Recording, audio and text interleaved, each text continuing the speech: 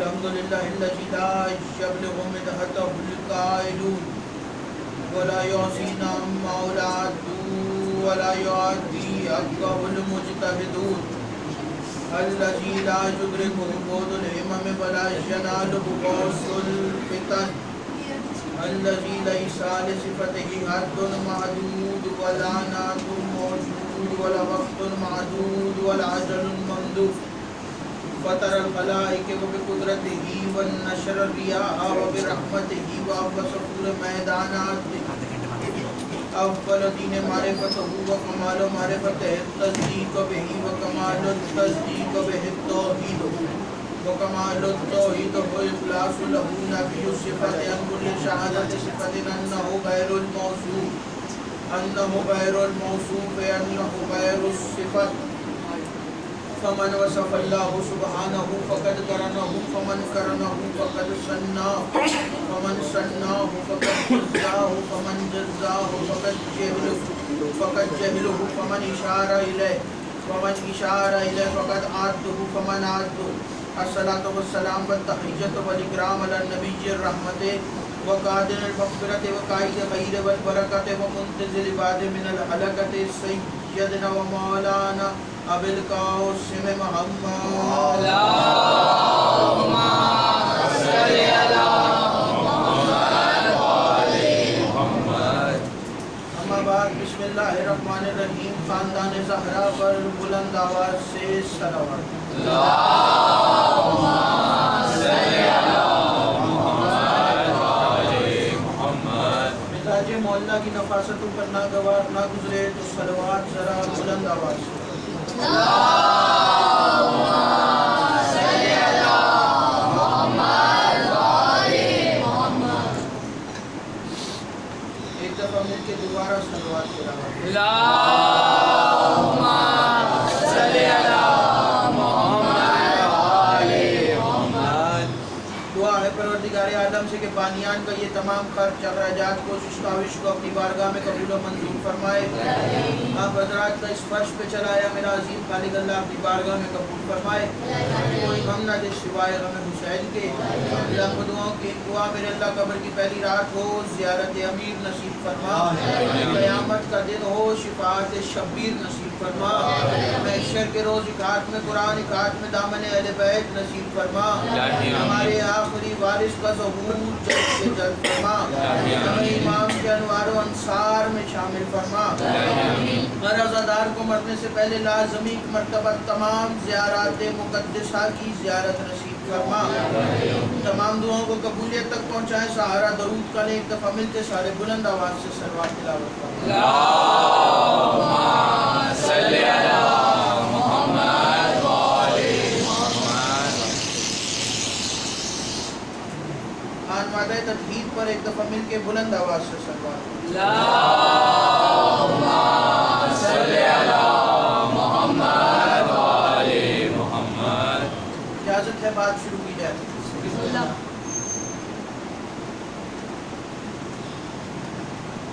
کائنات عالم میں 18,000 عالمین میں ادیان عالم میں اس کائنات میں اگر سورج کی اینک لگا کر بھی انسان ڈھونڈنے نکلے تو انسان کو حسین تنہا ملے گا حسین واحد ہے حسین یکتا ہے حسین جیسا کوئی نہیں حسین تنہا ہے اس لیے کہ جب 3 شعبان کو رسول کے گھر قرآن کی آیت بن کے نازل ہوئے حسین ابن علی تو آواز قدرت آئی جبرائیل آپ نے 40 دن میرے محبوب کے گھر جانا ہے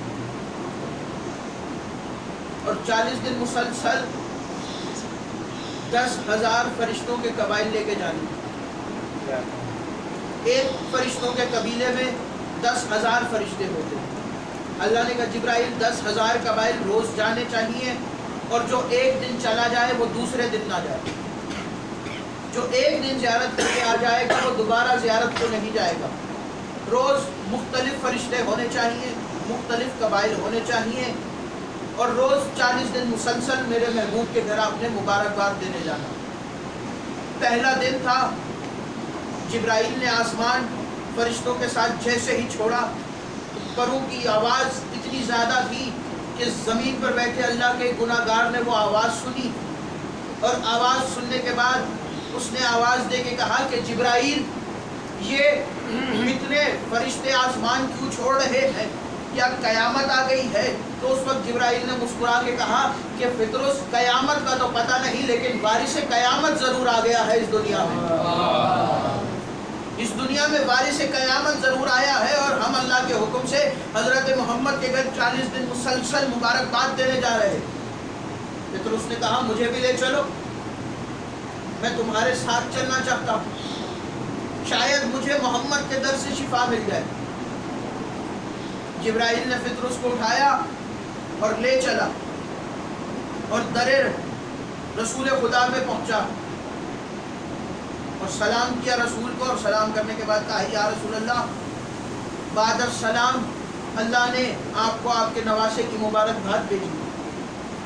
اللہ کہتا ہے ہماری طرف سے مبارک قبول کیجئے۔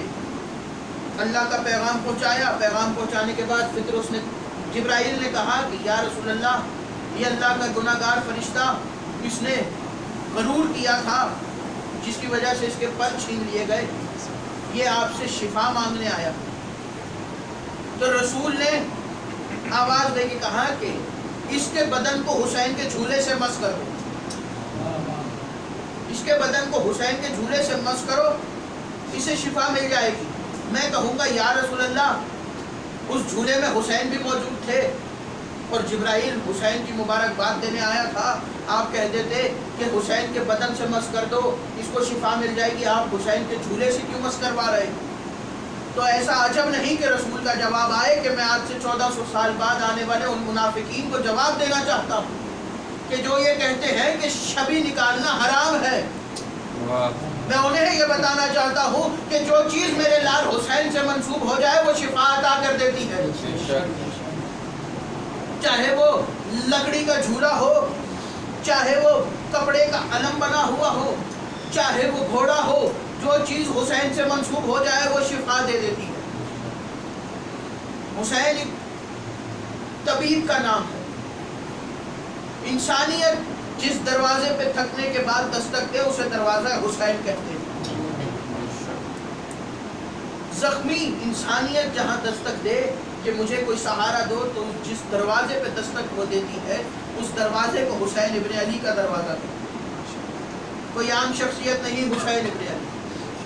اور ایسے ہی نہیں کسی نے کہہ دیا تھا کہ وارث انبیاء ہے حسین، حسین وارث انبیاء ہے۔ آدم آئے، عالم الست اللہ کی آواز آئی کہ ہے کوئی جو مجھ سے عشق کرے۔ 3 چیزیں اللہ نے بنائی، ایک محبت، ایک مودت اور ایک عشق۔ محبت، مودت اور عشق۔ محبت کی مثال یوں لے لیجئے کہ مجھے کسی چیز سے محبت ہے،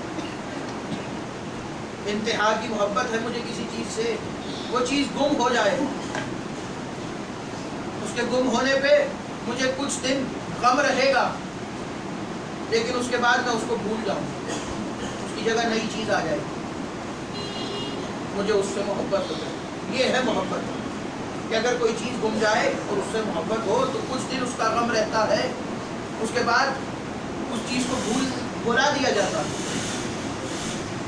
دوسری نمبر پہ آتی ہے مودت۔ مودت یہ ہے، مچھلی کو پانی سے مودت ہے، مچھلی کو پانی سے مودت ہے، مچھلی پانی کے بغیر رہ ہی نہیں سکتی۔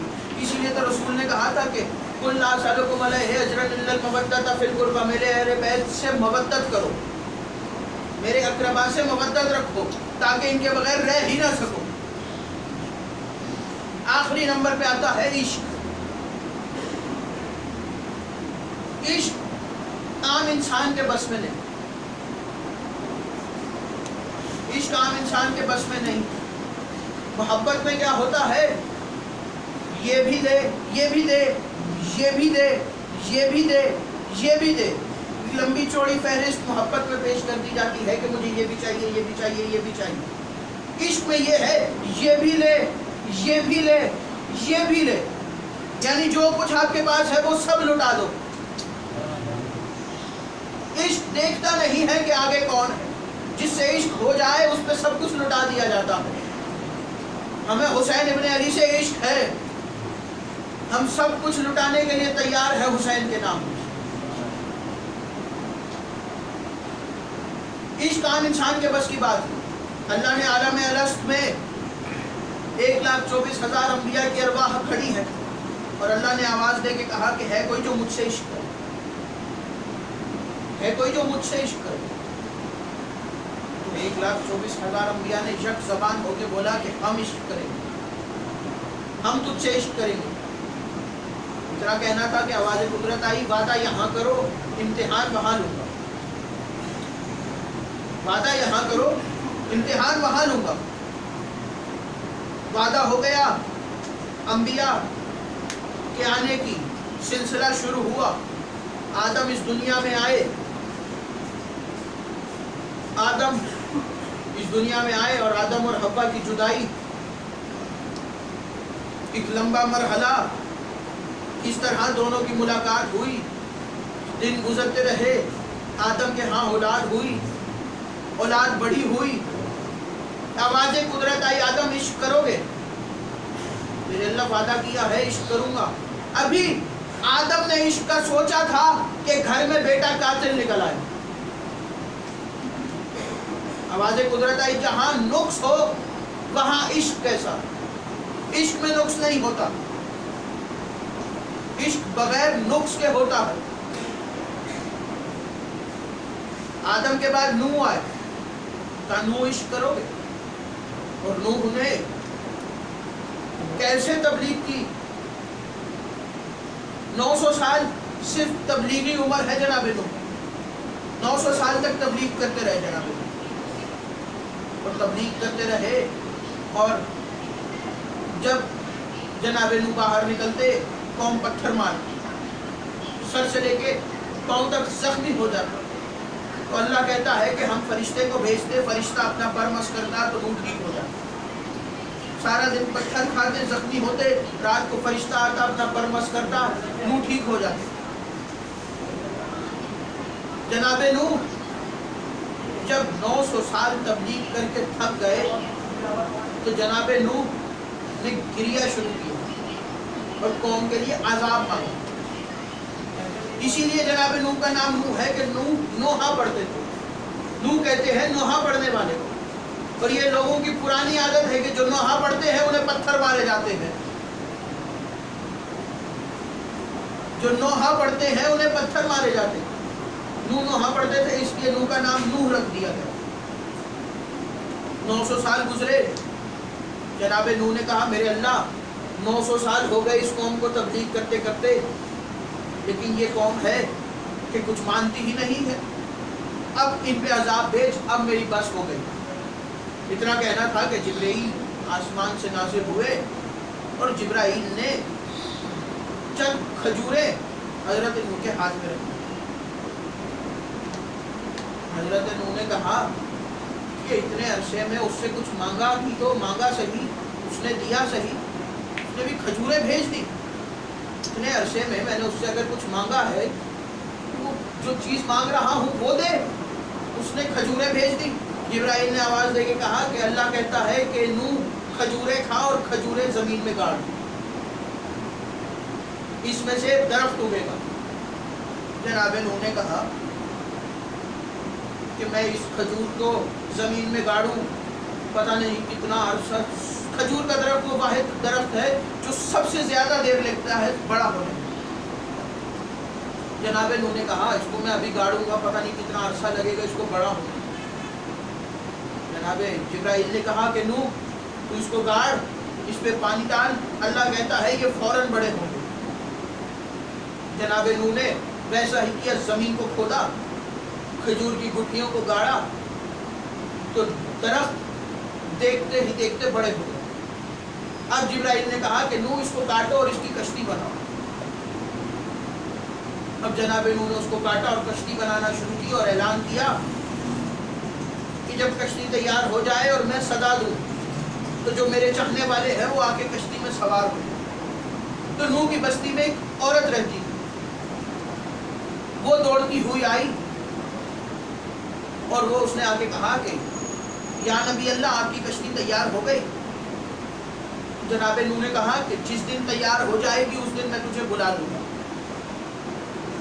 اگلا دن دوبارہ صبح ہوئی. وہ صبح صبح پھر نوح کے پاس چلی آئی. نوح کشتی بنا رہے تھے.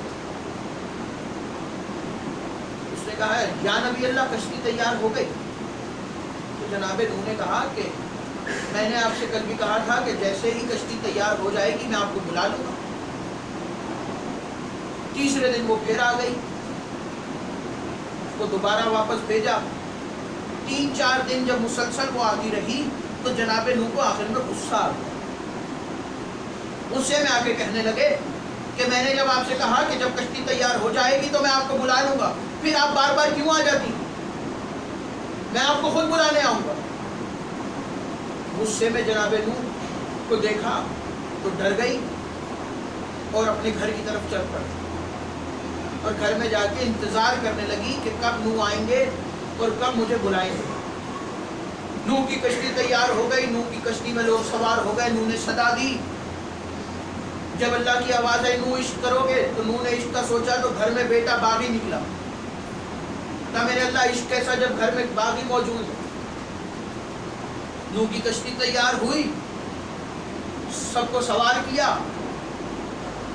آج اس دنیا میں جتنی بھی مخلوق ہے وہ ساری مخلوق نوح کی کشتی کی سوار. جو نوح کی کشتی میں سوار ہو گیا تھا وہ آج زندہ. یہ اس کی نسل میں سے لوگ اور جتنے جاندار اور حیوانات ہیں یہ حضرت نوح کی کشتی میں بیٹھنے والے ہیں. جو نہیں سوار ہوئے وہ غرق ہو گئے, وہ مر گئے.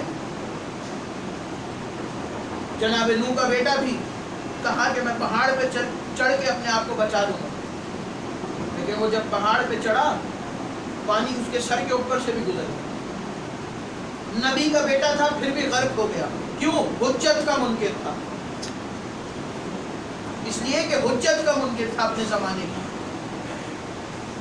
جناب نوح کی کشتی تیار ہو گئی. طوفان آیا, طوفان تھم گیا. کشتی ایک مقام پر آ کے رک گئی. جب جناب نوح کی کشتی بھی بہت بڑی جناب نوح نے بنائی تھی. تاریخ کہتی ہے کہ 3 منزلہ کشتی. جب جناب نوح طوفان تھم گیا تو جناب نوح اپنی کشتی کے سب سے بلند مقام پر چڑھ گئے اور چڑھ کے انہوں نے زمین کا جائزہ لیا کہ زمین کے حالات کیسے ہیں طوفان کے بعد. تو تاریخ کہتی ہے کہ جناب نوح منظر دیکھ کے حیران رہ گئے کہ ہر شے تباہ ہے لیکن ایک جگہ خشکی ہے. ہر جگہ پانی کے آثار ہیں لیکن ایک جگہ خشکی ہے. وہ حیرانی کے عالم میں چلے اور اس مقام پر پہنچے تو دیکھا وہاں ایک گھر بنا ہوا. اس گھر کو بنے ہوئے دیکھا تو قریب گئے. دروازے پہ دستک دی. جیسے ہی دروازہ کھلا تو انہوں نے دیکھا وہی بڑھیا جو بار بار کشتی کا پوچھنے آ رہے تھے کہ آپ کی کشتی تیار ہوئی یا نہیں. تو جناب نوح کی حیرت میں اضافہ ہوا اور حیرانگی سے پوچھا کہ آپ زندہ ہیں. اور جیسے ہی دروازہ کھلا اور اس